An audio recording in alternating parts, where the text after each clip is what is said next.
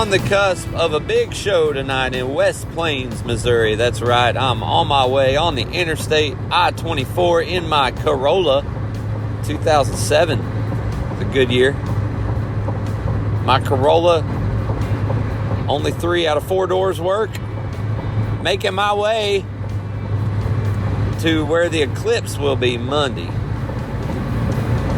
Every time there's an eclipse, I'm under the impression we ain't gonna see another one for 70 years. The last one of our lifetime! And I go through hell trying to be in the right place at the right time with the right sunglasses to see this son of a gun. Because, man, we ain't never gonna see one again. And then 3 or 4 years later, there's another one. I mean, this is becoming pretty common. I've seen like 5 of them in my life. I ain't even 40 yet. That's more than one a decade. So guess what? I don't give a crap about this eclipse. I don't care. I'm not trying to see it. I ain't trying to be in place. I ain't even told my kids about it. Big deal. It's like telling them about the sun coming up in the morning. Freaking happens all the time. I got a t-shirt from 2017, the Nashville eclipse. You won't believe what I went through to get that t-shirt and see that eclipse. And all the just mountains of people and tourists and everything going on, and everything's booked up. Can't go to daggone Walmart because everybody's there before the eclipse. I mean, it's like, this is getting ridiculous. So, but you know what? Now I'm benefiting from it. Because this town, West Plains, Missouri, where I'm headed, they're doing an eclipse festival. And they're like, oh man, everybody, and I'm like passing RVs. Everybody's going to see the eclipse.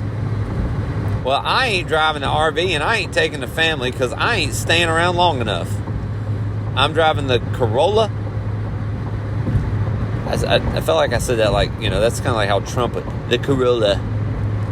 That's a nice Corolla you have there. I don't think he'd like it. Oh, we need to get rid of the foreign cars. We need to stick with the more American made. But yeah, I like it. I like it. He'd like my Corolla. He'd see it. You're very practical, very practical.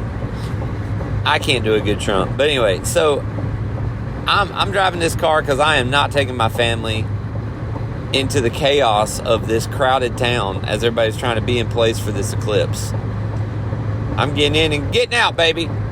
The other great thing about this old car, some lady crashed into it and wrecked it a couple years ago. And I mean, it got totaled, but it still drives great. And I got a check from State Farm. I was like, oh boy, we're going to Steak and Shake tonight, baby. I ain't fixed nothing on this car. And I love it, because what happens is I can have $5,000 worth of equipment in this car, and it just looks like a piece of dog crap. Nobody's going to break into this car. Like, that dude, man, he's probably got just a bunch of old Dr. Pepper cans and just cigarette ashes in that thing. And I want him to think that. So that's been kind of fun. So, what in the world, man? I can't believe I'm on this show. A couple weeks ago, I was at Niagara Falls on the 20th floor, overlooking the falls, doing 2 shows a day. I had a $125 card in my pocket to eat the fanciest and finest dining in this casino resort. It's called Falls View Resort. That was just 2 weeks ago. And I was thinking, man, I can't wait to get home. And I would go and I'd eat something fancy, you know, steaks that I can't pronounce. They had fish, I couldn't figure out what it was. The sides, they had heirloom tomatoes for $35 on the menu. I said, heirloom tomatoes. And I looked up at the lady up here in Canada is where we were, and I said, man, I can't believe it. I was like, you've had them in the family all this time. and you're just willing to give them out to regular old people like myself out here, just strangers. I mean, heirloom tomatoes, isn't that there's only so many of them, right? Like, I don't understand it. They just got it on the menu like it's just growing out there in the field every year. Maybe it is. I don't know. I don't know what that means. Maybe they have been growing in that field for 300 years. But I don't know what makes that better than any other tomato. And it certainly ain't worth no $35. As my granny would say, maters. So I was living that life. And it's like, stand here, sing this, you know, the whole thing. Do what we tell you to do. Be where we tell you to be. Shuttling around, always in a car with 5-10 other people, a tour bus, a plane. Can't walk too far on my own. Got to turn around and come back. It's like a chain on me, you know. Well, all of a sudden, Luke, my buddy Luke, my brother from a Samoan mother. That's right. His family comes from Samoa. He was born in Hawaii and he grew up in Missouri, in the Ozarks. Crazy story. I got to interview him on here. And then Luke got a job at Joyride in Nashville when he moved to Nashville with his songwriter friend, Jacob. And Luke would be like, yeah, man, I'm in a band. I'm in a country band. I was like, oh, really? He's like, yeah, I play for this guy named Jacob Hackworth. I was like, oh, never heard of him, but good luck. Whatever. Well, all of a sudden, Jacob Hackworth is signed by Warner Music. He's freaking got a #1 song called Between a Rock and a Hard Place that he wrote with another guy, and Bailey Zimmerman recorded it. And that guy's got a big old following. He come off of TikTok out of Illinois. He was working on his truck on TikTok, and he started singing in the camera. Somebody said, man, you sound good. And he did it a little bit more. And this dude went from just like putting a new grill on a truck on TikTok to opening for the biggest stars of country music.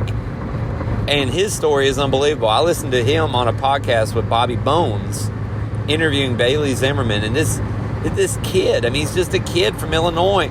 He's like, dude, I drove to Nashville. I'd never even been there.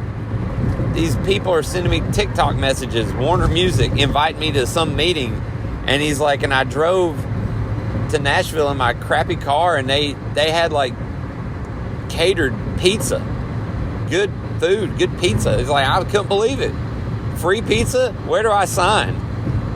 And this guy got a record deal like that. It's literally like that. You think, like, it's just crazy.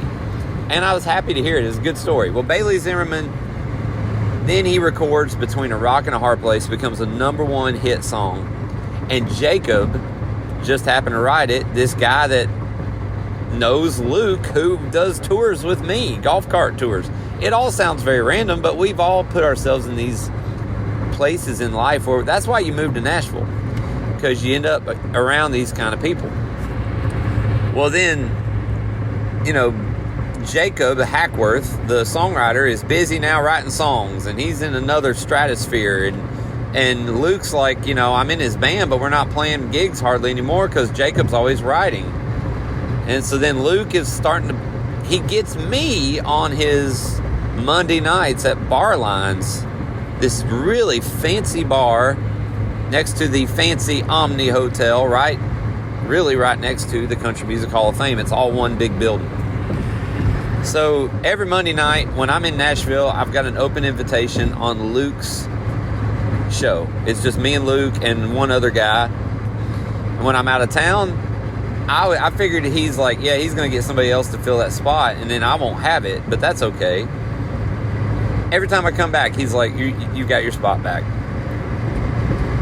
And we'd start playing, and he was doing rock music. I'm talking like, I'm just going to put it like this. Almost everything he did, I didn't know it, and I'd hardly never heard of it. And if I had heard it, I heard it in the background at a gas station playing. You know what I'm saying? Like, it was like, oh, that was a popular song. I have no idea. I mean, that was rock or pop in the 2000s. Okay. I was still listening to Randy Travis back then. And then when I'm sitting next to Luke, I sing stuff, and they're massive hits. I'm singing Great Balls of Fire. I'm singing, not Suspicious Minds, but like songs like that. Burning Love, that's the one I was trying to think of. I'm singing Burning Love. A lot of fire going on here. Burning Love, Great Balls of... And then I'm singing Ring of Fire. Man, there's a lot of fire I'm singing about. I mean, this is all just coming to mind fire songs. And I hadn't got fired. That's how I don't get fired. I sing about fire. Okay, bada bing. So, everything I'm singing, Chattahoochee. Luke's looking at me sideways like, why does everybody know the songs you're singing? And everything he sings, everybody in the crowd is singing along to it. And I'm looking at him sideways like, hey, how come they know all the songs you're singing, but I don't? The strangest thing would happen every time we played. When he did a song, everybody in the crowd knew it. I didn't. I was the only one in the room that didn't know the song.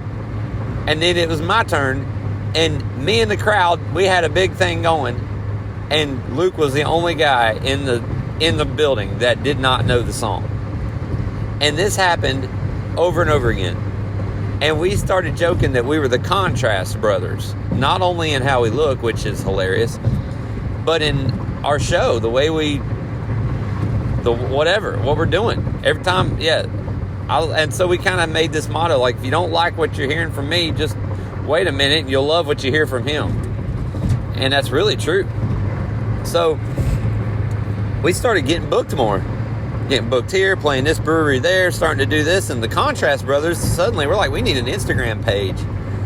And so we got one. And we don't really pay attention to it, but people like it sometimes. And now, I love what me and my wife do for music, and that's kind of been my number one priority for years. But what me and Luke does, it's starting to pay the bills quite a bit and keep us pretty busy. And I love Luke, and we just have a really good brotherhood and friendship. And then he started playing worship at this church. I'd bring him in to play worship with us, and he was killing it doing worship. Man, he's just got this raw, raspy, I don't know, Creed or whatever kind of voice, and I'm just like, dude, you can really sing. The guy's singing Wanted, Dead or Alive, Bon Jovi, and then I'm following that up with Roger Miller, King of the Road. No one hears those two next to each other. No one sings Come Together by the Beatles and follows that up with Boot Scootin' Boogie. Me and Luke do. So this is becoming a thing, and I'm actually really fired up about it because I think it's a real thing.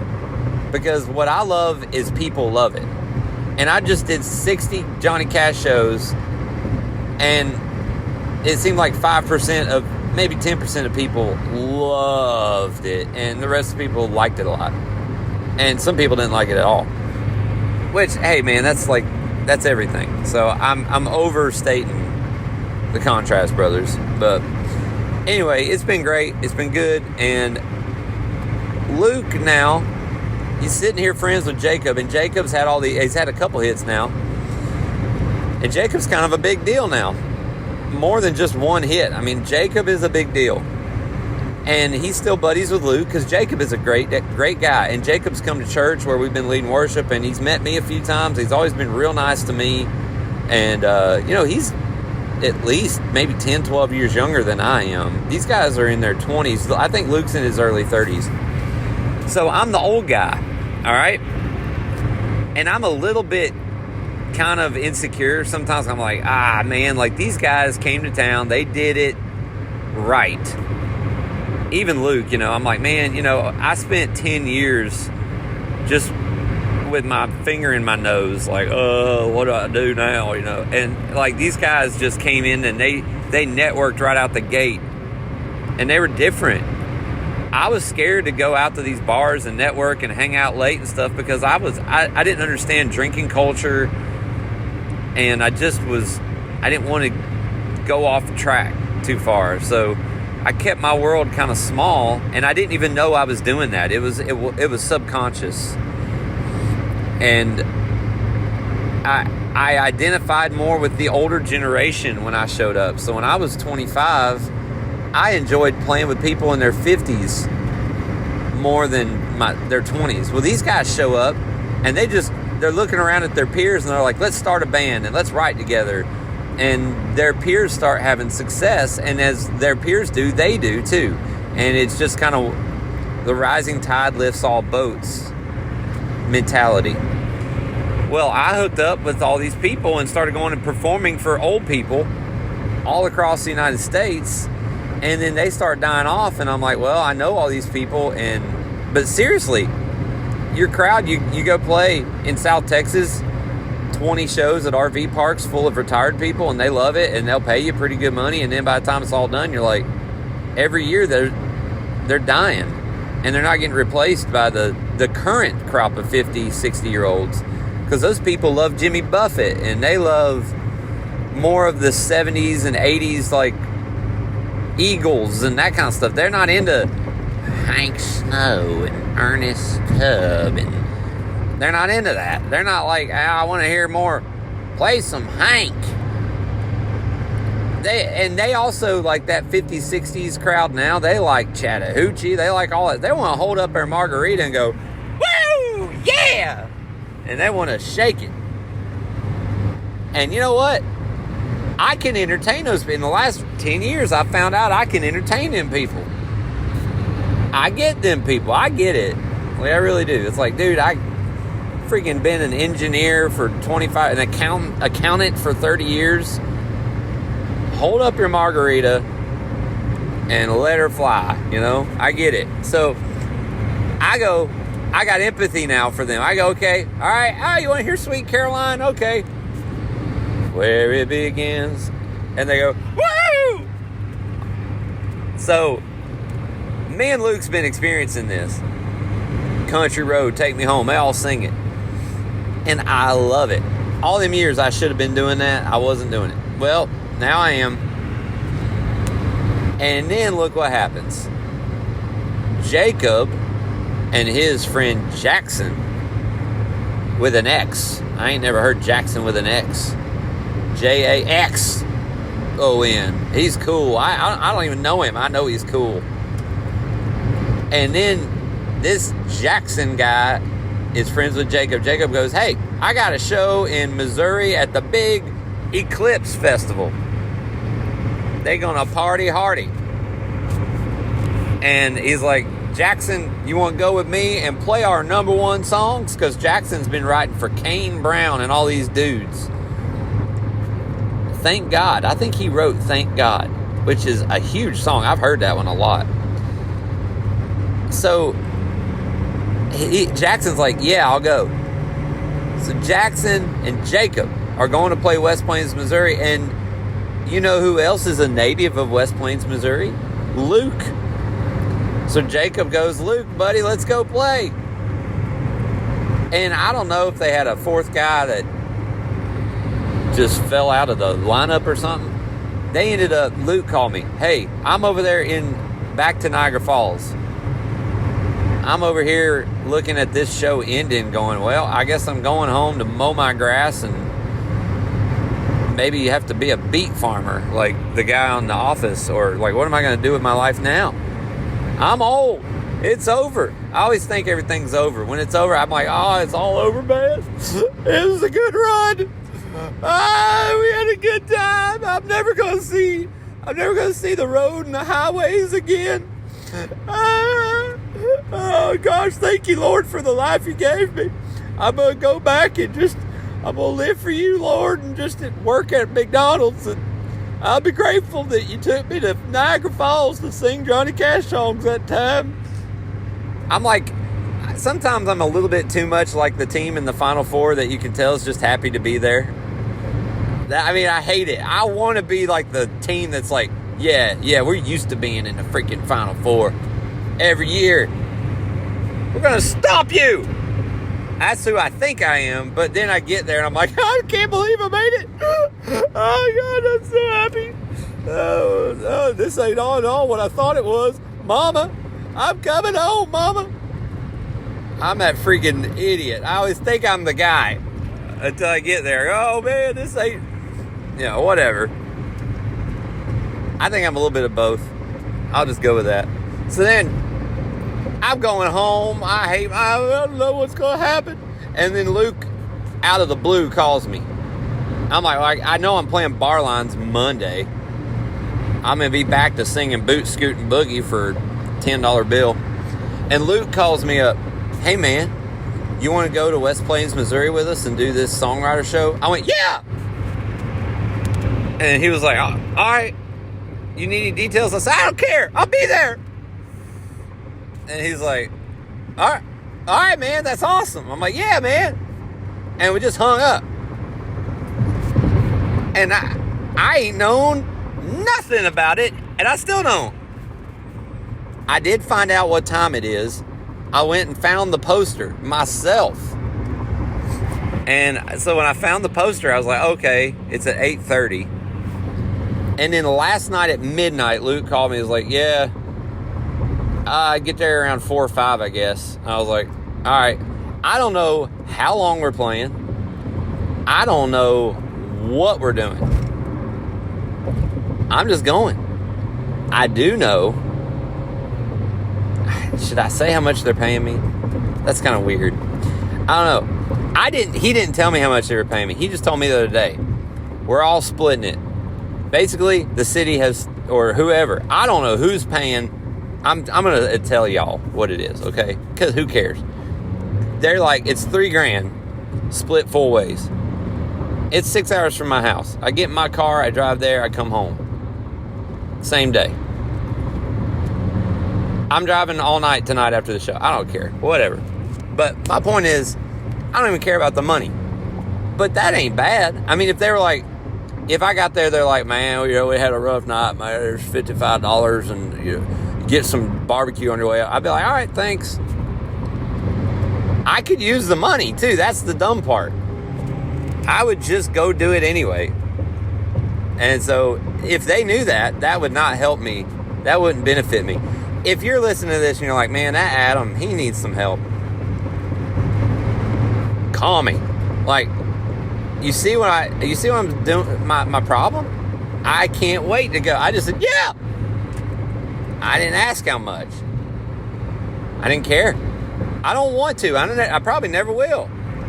Somehow I provide for my family anyway. I've been working Joyride. I've been doing golf cart tours like crazy this week. And man, it's been good to be back on that cart, telling jokes and pointing at buildings and making people laugh and getting tips and just out there, man, I tell you what, being a cowboy again, you know. I ain't riding a horse, but I feel like I'm in the Wild West, just out there going where I want, whatever route I want, just saying what I want. I mean, it's been wonderful. So I enjoyed the cash tour, but for all the reasons that I've mentioned, and then the things that I didn't like about it, whatever, but man, it's good to be back doing this.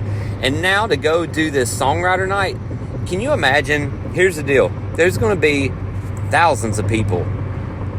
Now, we're supposed to be in some kind of a bar. And then I just found out last night, he said they might do it outside now because they want everybody to be able to see it. And these guys, this Jacob dude is playing his hometown with monster hit songs. Him and this other guy have big hits. And then everyone there knows Luke because he's from that town. I'm the odd man out. And I literally am, again, I'm the only guy that really kind of has something to prove. Because these 3 guys, everyone's going to love them. And I look at it like, man, I don't know how I got here, but I got to prove that I belong here. And the only way I can do it is by being myself. And identifying what people want. And one of the things that I thought of, I woke up this morning, I was laying in bed, and I was trying to imagine, what am I going to sing tonight? Because I don't know. I don't have a set list.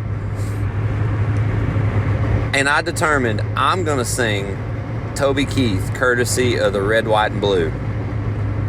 because I've been wanting to sing that song ever since. First of all, I've always loved that song. When it came out, I loved it. And it's one of those songs that when you do it in a bar, everybody loves it. And this is tonight an edgy crowd. And I don't think I'm going to have to sing the part about putting a boot in your ass. I don't think I have to say that part because I think they will. And I love it when the audience does that.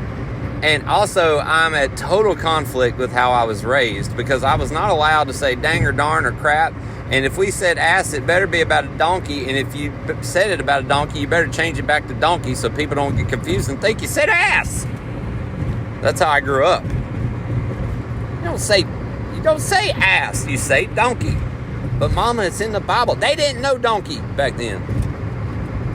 What? They didn't know. Anyway, so... But I love that song. So that's the only song that I think I'm going to do. That I think for sure. Even for sure is kind of loose. But, everything else, I'm playing off of what the crowd is doing and what if I have to follow the dude? Like, that's the other thing. We all take turns. So it's not like I'm opening for them. It's like, hey guys, my name's Jacob Hackworth. I'm going to play my number one hit song for you. All right. Adam, your turn. You know what I'm saying? Good Lord. I got to follow that with, I've always been a happy chicken. I could do the Plucked song. I'm getting plucked. If you ain't heard that, you're missing out because I am very proud of that song, and I think that's going to be a go-to at some point tonight. In that song is the line, the chicken is in a chicken truck, and it really sucks because he's getting plucked. And he knows it. And he's trying to tell everybody in the chicken truck, he's like, hey, you know, we could cluck out loud cock-a-doodle-doo, but we got to face the truth. They plucked my daddy, plucked his daddy too. Now they're going to pluck me and pluck you. I love saying that. Everybody laughs. Woo! That's my favorite part. See, that's what I'm saying. My pay is when everybody laughs when I say pluck me and pluck you. That is like, I live for that moment. More than anything. I mean, it's up there. My kids and my wife are right there next to it, but yeah, it's pretty cool. So that's the deal. I don't know what I'm doing. I don't know when or for how long, and I don't care. On my way to the big night, on the cusp. The whole show is going to be off the cuff tonight. All right, I got nothing else.